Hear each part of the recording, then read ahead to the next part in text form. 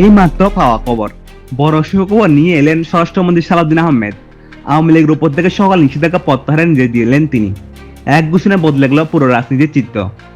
আজ সচিবালয়ে আইন শৃঙ্খলা বাহিনীর সাথে এক জরুরি বৈঠকের পর স্বরাষ্ট্রমন্ত্রী সালাউদ্দিন আহমেদ সাংবাদিকদের বলেন, দেশে গণতান্ত্রিক পরিবেশ ফিরিয়ে আনতে এবং সকল দলের অংশগ্রহণ নিশ্চিত করতে আওয়ামী লীগের উপর নিষেধাজ্ঞা প্রত্যাহার করা হলো। তিনি বলেন, আওয়ামী লীগ বাংলাদেশের প্রাচীনতম রাজনৈতিক দল এবং মহান মুক্তিযুদ্ধের নেতৃত্ব দানকারী দল। এই দলকে বাদ দিয়ে দেশে সুষ্ঠু নির্বাচন এবং গণতন্ত্র সম্ভব নয়। তাই স্বরাষ্ট্র মন্ত্রণালয় থেকে সারা দেশের সকল জেলা প্রশাসক এবং পুলিশ সুপারদের নির্দেশ দেওয়া হয়েছে যেন আওয়ামী লীগের বৈধ রাজনৈতিক কর্মকাণ্ডে কোনো বাধা না দেওয়া হয়।